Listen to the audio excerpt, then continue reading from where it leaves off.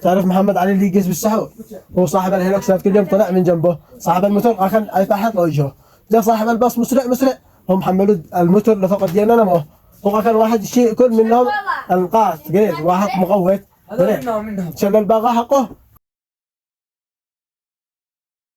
كان مولي يضرب المقوت، بعد المقوت هرب ركب باص، بس صاحب الموتور معاه قزع شو صاحب الديانة نزل مع بزم الموتور صاحب لما كان مولي يسبق المسمار خاطر يا سناسل سلمي سلمي على فاروق يما. هي شم ايديش شم ايديش. مش حلا مش حلا حاجه مش حلا. لا ناهي كلن ألف لها. لا لا هذه حاجه مش ألف لي ابدا. خلي لي ألف. ماذا شمين كه؟ لا نشامي.